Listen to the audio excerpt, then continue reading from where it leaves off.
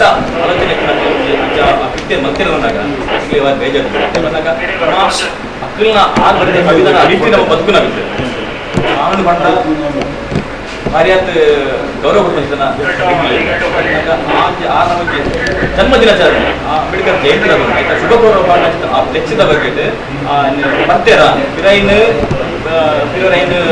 ಮೊತ್ತ ಮಂಚಿನ ಮಂಚಿನ ಇಲ್ಲಿ ಭಾರಿ ಬೇಜಾರು ನೆತ್ತ ಪಿರೋಡು ದಿನ ಏರುಳ್ಳೇರು ಬರೀ ಅತಿ ಮಾತ್ರ ಸಾಧ್ಯತೆ ಮಲ್ಪೈನಾಗ್ಲು ಬರಲಿ ಮಕ್ಕಳು ಮಲ್ತೇರಲ್ಲ ಜನ ಮಲ್ಪರ್ಲಿರ್ತಾರೆ ಅಕ್ಕಲು ಸಮೇತ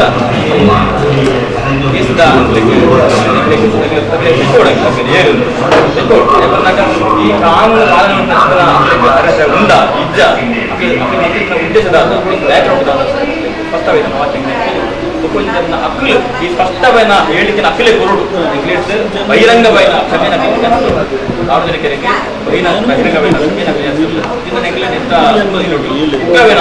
ರಾಜ್ಯಾದ್ಯಂತ ಹೋರಾಟ ಗೊತ್ತಾಗೋದಿಲ್ಲ ದಯಮಾಡಿ ಅಂಚಿತನ ಅವಕಾಶ ಕೊಡಿಸುವ ಹೇಳಿಕೆನು ಸೊ ದಲಿತರು ಏಪಲ ಕಣ್ಣು ಬಸ್ ಕೆಲಸ ಮಾಡ್ತಾರೆ ಎಂಗ್ಲ ಬಂಜಿದ ಬಾಡಿಗೆ ದಲಿತರು ಕಣ್ಣು ಬಸ್ ಕೆಲಸ ಮಾಡ್ತಾರೆ ದಯಮಾಡಿ ಎರಡು ನಿಕ್ಲ ವಿನಂತಿ ಬಂದಾಗ ಎಂಗ್ಲ ಅಸ್ತ್ರ ಕೆಲಸ ಮುಡ್ತಿ ಅಸ್ತ್ರ ಕೊಡ್ತಾನೆ ಕೆಲಸ ಕಣ್ಣು ಮಾತ್ರ ಜೀವನ ಆಗುವ ಈಗ ಕಣ್ಣು ಮಾತ್ರ ಬದುಕಿ ಹಾಕೋದಿಲ್ಲ ಈಗ ಏಪಲ ಹೆಂಗೆ ತರದಾಗೋದಿಲ್ಲ ಅಂಚಿತ ಅವಕಾಶ ಎಚ್ಚರಿಕೆ ಒಂದು ಹಿರಿಯರನ್ನ ಬಂಟೂರು ತಾಲೂಕು ಭಾರತ ರತ್ನ ಡಾಕ್ಟರ್ ಬಾಬಾ ಸಾಹೇಬ್ ಅಂಬೇಡ್ಕರ್ ಸಮಾಜ ಸಂಘ ನೇತ ಗೌರವಾಧ್ಯಕ್ಷರು ಶ್ರೀಯುತ ಪದ್ಮನಾಭ ಅಂತೆಯೇ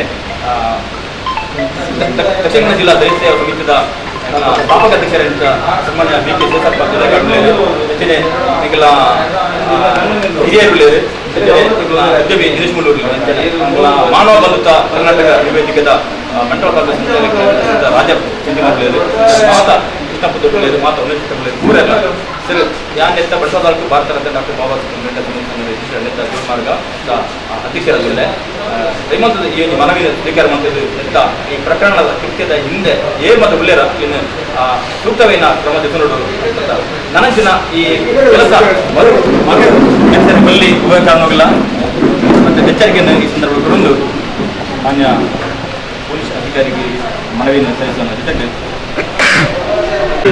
ಸೂಕ್ಷ್ಮವಾಗಿ ಶ್ರಮಪಟ್ಟು ಅದು ಮಾಡಿದವರಿಗೆ ಗೊತ್ತು, ಅದು ಏನು ಕೆಲಸ ಮಾಡಿದ್ದೇವೆ ಅಂತ ನಿಮಗೆ ಸಾರ್ವಜನಿಕರಿಗೆ ಗೊತ್ತು. ಠಾಣಾ ಸ್ಥಳದಲ್ಲಿ ನಾನಾ ರೀತಿಯ ಪ್ರಕರಣಗಳು ದಾಖಲಾಗಿದೆ. ಇಲ್ಲಿ ಯಾವುದೇ ಇದು ತುಂಬ ಶ್ರಮಪಟ್ಟು ಯಾವುದೇ ಜಾತಿ ಭೇದ ಭಾವ ಇದೆ ಒಳ್ಳೆ ಕೆಲಸಗಳನ್ನು ಮಾಡ್ಕೊಂಡು ಬಂದಿದ್ದಾರೆ. ನಮ್ಮ ಈ ಪ್ರಕರಣಗಳು ಮತ್ತು ಸಿಬ್ಬಂದಿಗಳು ನಮ್ಮ ಮೇಲಾಧಿಕಾರಿಗಳು ಎಲ್ಲರೂ ಶ್ರಮ ವಹಿಸಿ ಆರೋಪಿಗಳನ್ನು ಪತ್ತೆ ಹಚ್ಚುವಲ್ಲಿ ತುಂಬ ಕಷ್ಟಪಟ್ಟುಕೊಂಡು ಯಾವ ಆರೋಪಿ ಒಪ್ಕೊಳ್ಳೋದಿಲ್ಲ ನಾನು ಹೇಳಿದ ತಕ್ಷಣ ನ್ಯಾಯ ಮಾಡಿದ್ದೇನೆ ಅಂತೇಳಿ. ಆದ್ರೂ ಅದಕ್ಕೆಲ್ಲ ಸಾಕ್ಷಿಗೆ ಆಧಾರಗಳನ್ನೆಲ್ಲ ಕಲೆಕ್ಟ್ ಮಾಡಲು ಕಷ್ಟಗಳಿದ್ರು ಮಾಡಿದ್ದೇವೆ. ಅದರ ಹಿಂದುಗಡೆ ಅಥವಾ ಯಾರಿದ್ದಾರೆ, ಅದು ಯಾಕೆ ಮಾಡಿದ್ರು ಅದರ ಬಗ್ಗೆ ಅದೆಲ್ಲ ಈಗ ತನಿಖೆ ನಡೀತಾ ಇದೆ. ಮತ್ತು ಈಗಿನ ಈ ಸಮಾಜದಲ್ಲಿ ಕೆಲವು ಹುಡುಗರು ಯಾವ ಕೃತ್ಯ ಮಾಡ್ತಾರೆ ಅಂತೇಳಿ ಅವರಿಗೆ ಗೊತ್ತಿಲ್ಲ, ಮನೆಗೆ ಹೋಗೋದಿಲ್ಲ, ಮಠಗಳಿಗೆ ಅವರಿಗೆ ಯಾವ ಸಂಸ್ಕೃತಿ ಅದು ಇದು ಅಂತೇಳಿ ಆರೋಪ ಮಾಡಿರ್ತಾರೆ. ಹಾಗಾಗಿ ಅದರನ್ನೆಲ್ಲ ನಿಲ್ಲಿಸುವ ನಿಟ್ಟಿನಲ್ಲಿ ನಮ್ಮ ರೌಡಿಸ್ಗಳು, ನಮ್ಮ ಅಧಿಕಾರಿಗಳು, ನಮ್ಮ ಕ್ರೈಮ್ ಟೀಮು, ಒಂದು 2 ಸಬ್ ಇನ್ಸ್ಪೆಕ್ಟರ್ಗಳು, ಯುವ ಸಬ್ ಇನ್ಸ್ಪೆಕ್ಟರ್ಗಳು ಇದ್ದಾರೆ. ಎಲ್ಲರೂ ಒಳ್ಳೆ ರೀತಿಯಲ್ಲಿ ಕೆಲಸ ಮಾಡ್ತಾ ಇದ್ದೀವಿ. ಇನ್ನು ಮುಂದೆನೂ ನ್ಯಾಯ ಕೊಡುವಲ್ಲಿ ನಮ್ಮ ಕೋಲಾರ ಪೊಲೀಸ್ ಠಾಣೆ ಯಾವಾಗಲೂ ನಿಮ್ಮೊಂದಿಗಿದ್ದೇವೆ. ನೀವು ಅದರ ಬಗ್ಗೆ ಯಾವುದು ಇದು ಮಾಡೋದು ಬೇಡ. ಈಗಾಗಲೇ ನಾವು ಕಾಲೋನಿಗಳಿಗೆಲ್ಲ ಇಲ್ಲಿದ್ದವರಿಗೆ ಗೊತ್ತಿರ್ಬೋದು, ವಿಸಿಟ್ ಮಾಡಿದ್ದೀವಿ, ಕಷ್ಟಗಳನ್ನು ಕೇಳಿಸ್ತೀವಿ. ಏನು ಕರೆಂಟ್ ಇಲ್ಲ, ನೀರಿಲ್ಲ, ಲೈಟಿಗಳನ್ನು ಹಾಕಿಸಿದ್ದೀವಿ, ಎಲ್ಲ ಕೇಳ್ತಾ ಇದ್ದೀವಿ. ನಮ್ಮೊಂದಿಗೆ ನೀವು ಇಷ್ಟವರೆಗೆ ಸಹಕಾರ ಕೊಡ್ತೀವಿ, ಮುಂದೆ ಸಹಕಾರ ಕೊಡ್ತೀವಿ. ನಮ್ಮ ಪೊಲೀಸ್ ವತಿಯಿಂದ ನಿಮಗೆ ಯಾವುದೇ ಇದು ಈ ತನಿಖೆಯಲ್ಲಿ ಆಗಲಿ ಯಾವುದೇ ಇದು ಮಾಡೋದ್ರಲ್ಲಿ ತೊಂದರೆ ಆಗಲಿಕ್ಕೆ ನಮ್ಮ ಭರವಸೆಯನ್ನು ಈ ಟೈಮಲ್ಲಿ ನಿಮಗೆ. ನಾನು ದಕ್ಷಿಣ ಕನ್ನಡ ಜಿಲ್ಲಾ ದಲಿತ ಸೇವಾ ಸಮಿತಿಯ ಸ್ಥಾಪಕ ಅಧ್ಯಕ್ಷ ಬಿ ಕೆ ಶೇಷಪ್ಪ ಬೆದ್ರಕಾಡು ಮಾತಾಡ್ತಿದ್ದೇನೆ. ಇವತ್ತು ನಮ್ಮ ಕೋನಜ ಪೊಲೀಸ್ ಠಾಣಾ ವ್ಯಾಪ್ತಿಯಲ್ಲಿ ದಕ್ಷಿಣ ಕನ್ನಡ ಜಿಲ್ಲಾ ದಲಿತ ಸೇವಾ ಸಮಿತಿ ವತಿಯಿಂದ ಅಂಬೇಡ್ಕರ್ ಜಯಂತಿಯ ಬ್ಯಾನರ್ ಹಾಕಿದ್ದೆವು. ಈ ಬ್ಯಾನರನ್ನು ಯಾರೋ ಕಿಡಿಗೇಡಿಗಳು ಬೆಂಕಿ ಕೊಟ್ಟು ಸುಟ್ಟು ಹಾಕಿದ್ದಾರೆ. ಈಗಾಗಲೇ ಪೊಲೀಸ್ ಠಾಣೆ ಪೊಲೀಸರು ಅವರನ್ನು ಅರೆಸ್ಟ್ ಮಾಡಿದ್ದಾರೆ. ಈ ಬಗ್ಗೆ ಈ ಘಟನೆಯನ್ನು ಖಂಡಿಸುವ ಸಲುವಾಗಿ ನಾವು ದಕ್ಷಿಣ ಕನ್ನಡ ಜಿಲ್ಲಾ ದಲಿತ ಸೇವಾ ಸಮಿತಿ ಮತ್ತು ಬಂಟ್ವಾಳ ತಾಲೂಕು ಭಾರತ ರತ್ನ ಡಾಕ್ಟರ್ ಬಾಬಾ ಸಾಹೇಬ್ ಅಂಬೇಡ್ಕರ್ ಅವರ ಸಂಘಟನೆ ಮೂಲಕ ಪೊಲೀಸ್ ಠಾಣೆಗೆ ಬಂದು ಮನವಿಯನ್ನು ಕೊಟ್ಟಿದ್ದೇವೆ. ಆದಷ್ಟು ಬೇಗ ಇದರ ಹಿಂದೆ ಯಾರಿದ್ದಾರೆ ಅವರನ್ನೆಲ್ಲ ಪತ್ತೆ ಹಚ್ಚಿ ಅವರನ್ನು ಅರೆಸ್ಟ್ ಮಾಡಬೇಕೆನ್ನುವ ಮನವಿಯನ್ನು ಮಾಡಿದ್ದೇವೆ. ಬಹುಶಃ ಇದು ಕೋನಾಜ ಪೊಲೀಸ್ ಠಾಣಾ ವ್ಯಾಪ್ತಿಯಲ್ಲಿ ಅಂಬೇಡ್ಕರ್ ಅವರ ಒಂದು ಬ್ಯಾನರಿಗೆ ಆಗುವಂಥ ಅವಮಾನ ಎರಡನೇ ಸಲ ಅಂತ ನನ್ನ ಗಮನಕ್ಕೆ ಬಂದಿದೆ. ಪೊಲೀಸ್ನವರು ಈ ಬಗ್ಗೆ ಸಿಟ್ಟಾಗಿ ಗಟ್ಟಿ ನಿರ್ಧಾರ ತಗೊಂಡು ಯಾವುದೇ ಒತ್ತಡಕ್ಕೆ ಒಳಗಾಗದೆ ಆ ಒಂದು ಆರೋಪಿಗಳಿಗೆ ಕಠಿಣ ಶಿಕ್ಷೆ ಆಗುವ ಒಂದು ಕೆಲಸವನ್ನು ಮಾಡಬೇಕಂತ ಹೇಳುವ ಒಂದು ಮನವಿಯನ್ನು ನಾವು ಎಲ್ಲರೂ ದಲಿತ ಸಂಘಟನೆಯ ಎಲ್ಲ ಮುಖಂಡರ ಪರವಾಗಿ ಮನವಿಯನ್ನು ಮಾಡ್ತಾ ಇದ್ದೇನೆ. ಇವತ್ತು ಕೋನಾಜ ಪೊಲೀಸ್ ಠಾಣಾ ವ್ಯಾಪ್ತಿಯ ಅಲ್ಲಿ ನಮ್ಮ ದೇಶಕ್ಕೆ ಸಂವಿಧಾನ ಬರೆದು ನಾವೆಲ್ಲರೂ ಇವತ್ತು ಪ್ರೀತಿಯಿಂದ ನಮ್ಮ ಹೃದಯದ ಒಳಗಿಟ್ಟಂಥ ಒಬ್ಬ ಮಹಾನ್ ವ್ಯಕ್ತಿ ಡಾಕ್ಟರ್ ಬಾಬಾ ಸಾಹೇಬ್ ಅಂಬೇಡ್ಕರ್ ಅವರ ಬ್ಯಾನರಿಗೆ ಇವತ್ತು ಕಿಡಿಗೇಡಿಗಳು ಬೆಂಕಿ ಹಚ್ಚಿದ್ದಾರೆ. ನಿಜವಾಗಲೂ ಇವತ್ತು ಅವರು ಹಾಕಿದಂಥ ಆ ಒಂದು ಬೆಂಕಿ ನಮ್ಮ ಭಾರತ ದೇಶದ ಸಂವಿಧಾನಕ್ಕೆ ಬೆಂಕಿ ಕೊಟ್ಟಾಗೆ ಆಗಿದೆ. ಖಂಡಿತವಾಗಿ ಇದನ್ನು ಯಾರೂ ಮೆಚ್ಚಲಿಕ್ಕೆ ಸಾಧ್ಯವಿಲ್ಲ. ಇವತ್ತು ಪರಿಶಿಷ್ಟ ಜಾತಿ ಪಂಗಡದವರು ಮನವಿ ಕೊಟ್ಟರೆ ಸಾಕಾಗುವುದಿಲ್ಲ. ಇಡೀ ನಮ್ಮ ಸಮಾಜದ ಎಲ್ಲ ಜಾತಿ ಧರ್ಮದವರು ಸಹ ಇದರ ಬಗ್ಗೆ ಬಂದು ಅರ್ಜಿ ಕೊಟ್ಟು ಯಾರು ಮಾಡಿದ್ದಾರೆ ಅವರ ಅನ್ನು ಬಂಧಿಸಿ ಈಗ ತಾನೇ ಬಂಧಿಸಿದ್ದಾರೆ. ಇದರ ಹಿಂದುಗಡೆ ಯಾರೆಲ್ಲ ಇದ್ದಾರೆ ಅವರನ್ನು ಬಂಧಿಸಿ ಸೂಕ್ತ ಕ್ರಮ ಕೈಗೊಳ್ಳಬೇಕಂತ ನಾನು ಪೊಲೀಸ್ ಠಾಣೆಯಲ್ಲಿ ವಿನಂತಿಸುತ್ತೇನೆ. ಇವತ್ತು ಭಾರತ ದೇಶಕ್ಕೆ ಸಂವಿಧಾನ ಕೊಟ್ಟಂಥ ಬಾಬಾ ಸಾಹೇಬ್ ಅಂಬೇಡ್ಕರ್ ನಿಜವಾಗಲೂ ನಮಗೆ ಹೆಮ್ಮೆ ಆಗ್ತಾ ಇದೆ.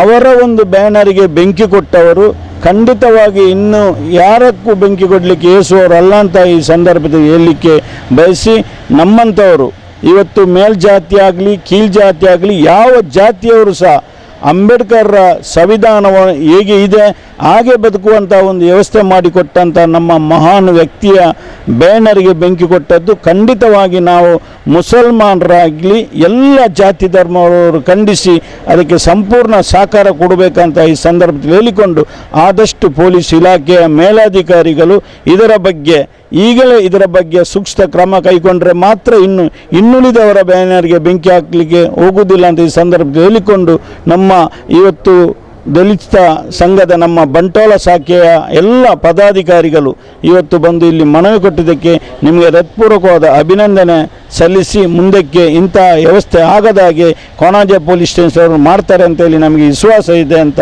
ಈ ಸಂದರ್ಭದಲ್ಲಿ ಹೇಳಲಿಕ್ಕೆ ಬಯಸ್ತೇನೆ. ಇಲ್ಲಿ ನಾವೆಲ್ಲ ಸೇರಿದ್ದು ಒಂದು ದುಃಖದ ವಿಷಯ.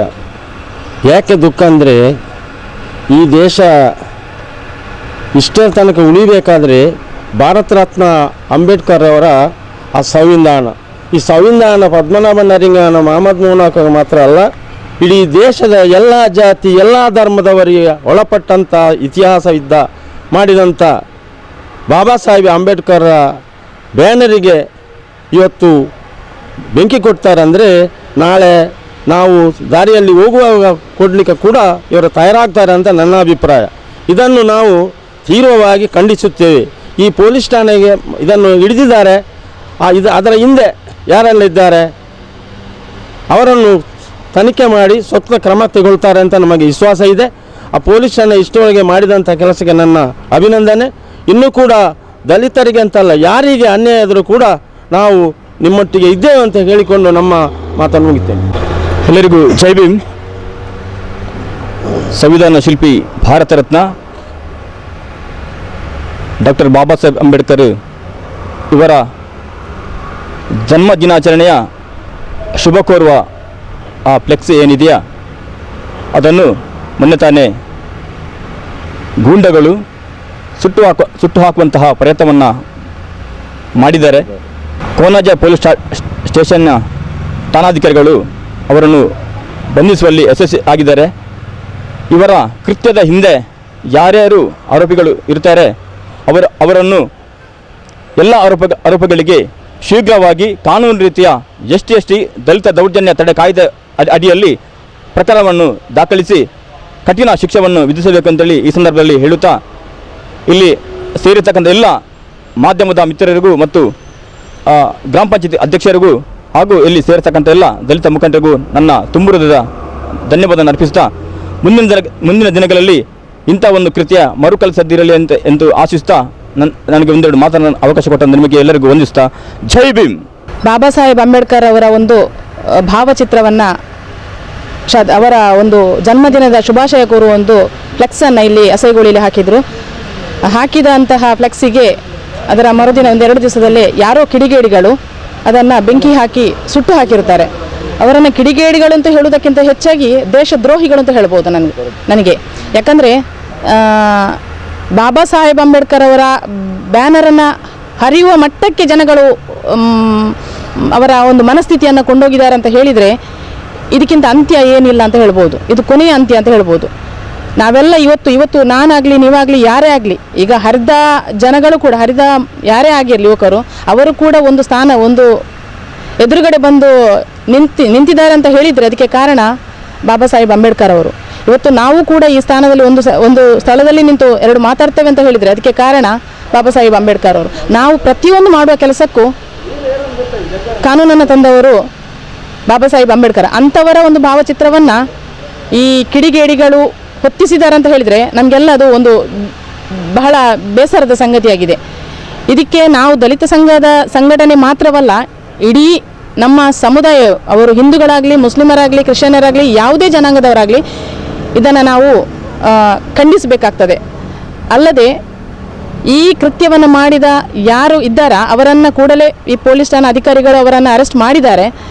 ಹಾಗೆಯೇ ಅದರ ಹಿಂದೆಗಡೆ ಯಾರು ಅವರಿಗೆ ಕುಮ್ಮಕ್ಕು ನೀಡಿದಾರಾ, ಅವರಿಗೆ ಪ್ರೇರೇಪಣೆ ಕೊಟ್ಟಿದ್ದಾರಾ ಈ ಒಂದು ಕೃತ್ಯಕ್ಕೆ, ಅವರನ್ನು ಕೂಡ ಬಂಧಿಸಿ ಅವರಿಗೂ ಕೂಡ ಒಂದು ಸೂಕ್ತವಾದ ಶಿಕ್ಷೆಯನ್ನು ನೀಡಬೇಕಂತ ಹೇಳ್ತೇವೆ. ಯಾಕಂದರೆ ಇಂಥ ಒಂದು ಕೆಲಸಗಳು ಇನ್ನು ಮುಂದಿನ ದಿನಗಳಲ್ಲಿ ಯಾವುದೇ ನಡೀಬಾರ್ದು. ಈ ಗ್ರಾಮದ ಒಂದು ಅಥವಾ ಈ ದೇಶದ ಒಂದು ಹೆಸರನ್ನು ಉಳಿಬೇಕು, ಗ್ರಾಮದ ಒಂದು ಹೆಸರು ಸಹ ಉಳಿಬೇಕು. ಯಾಕಂದರೆ ಇಲ್ಲಿ ಎಲ್ಲರೂ ಸಹ ಒಂದು ಸೌಹಾರ್ದಯುತವಾಗಿ ಬಾಳ್ತಾ ಇದ್ದೇವೆ. ಅದರಲ್ಲಿ ಇಂಥ ಒಂದು ಸಣ್ಣ ಪುಟ್ಟ ಕಿಡಿಗೇಡಿಗಳು ಈ ಕೆಲಸವನ್ನು ಮಾಡಿದರೆ ಎಲ್ಲರ ಮೇಲೆ ಸಹ ಒಂದು ಆಪಾದನೆ ಬರ್ತದೆ. ಯಾರು ಮಾಡಿದಾರ ಈಗ ಅವರ ಇಬ್ಬರನ್ನು ಹಿಡಿದಿದ್ದಾರೆ. ದಯವಿಟ್ಟು ಪೊಲೀಸ್ ಮೇಲಧಿಕಾರಿಗಳು, ಪೊಲೀಸ್ನ ಅಧಿಕಾರಿಗಳು ನಮ್ಮ ಗ್ರಾಮದ ಎಲ್ಲರ ಪರವಾಗಿ ನನ್ನದೊಂದು ದೊಡ್ಡ ಮನವಿ. ಯಾಕಂದರೆ ಯಾರು ಈ ಕೃತ್ಯವನ್ನು ಮಾಡಿದಾರಾ, ಹಾಗೆ ಈ ಕೃತ್ಯವನ್ನು ಮಾಡಲಿಕ್ಕೆ ಯಾರು ಪ್ರೇರೇಪಣೆ ಕೂಡ ಕೊಟ್ಟಿದ್ದಾರಾ ಅಂಥವರನ್ನು ದಯವಿಟ್ಟು ನೀವು ಬಂಧಿಸಿ ಅವರಿಗೆ ಸೂಕ್ತವಾದ ಕಠಿಣ ಶಿಕ್ಷೆಯನ್ನು ನೀಡಬೇಕಾಗಿ ನಮ್ಮೆಲ್ಲರ ಒಂದು ಮನವಿ. ಈ ಮನವಿಯನ್ನು ನಮ್ಮ ಪೊಲೀಸ್ ಅಧಿಕಾರಿಗಳು, ಉನ್ನತ ಅಧಿಕಾರಿಗಳು ಎಲ್ಲರೂ ಸಹ ಇದ್ದು ಅದನ್ನು ನೆರವೇರಿಸ್ತಾರೆ ಅಂತ ಹೇಳಿ ನಾವೊಂದು ಆಕಾಂಕ್ಷೆಯನ್ನು ಇಟ್ಟುಕೊಂಡಿದ್ದೇವೆ. ಅವರೆಲ್ಲರಿಗೂ ನಾವು ಸಹಕಾರವನ್ನು ಕೂಡ ಕೊಡಲಿಕ್ಕೆ ನಾವು ತಯಾರಿದ್ದೇವೆ. ಯಾವುದೇ ಸಂದರ್ಭದಲ್ಲಿ ಆಗಲಿ, ಯಾವುದೇ ದಿನಗಳಲ್ಲಿ ಆಗಲಿ ನಾವು ಖಂಡಿತವಾಗಿ ಅವರ ಬೆನ್ನ ಹಿಂದೆ ಇದ್ದೇವೆ ಅಂತ ಹೇಳ್ತಾ ನಾನು ಮಾತನ್ನು ಮುಗಿಸ್ತೇನೆ. ಜೈ ಭೀಮ್. ಈ ಕೋಣಾಜೆ ಠಾಣಾ ವ್ಯಾಪ್ತಿಯಲ್ಲಿ ಒಂದು ಅಂಬೇಡ್ಕರ್ ಭಾವಚಿತ್ರ ಅಂತ ಇದ್ದಂಥ ಒಂದು ಬಂಟಿಕ್ಸನ್ನು ಇವರು ಯಾರೋ ಒಂದು ಕಿಡಿಗೇಡಿಗಳು ಅದನ್ನು ಬೆಂಕಿ ಕೊಟ್ಟು ಹೊತ್ತಿಸಿದ್ದಾರೆ.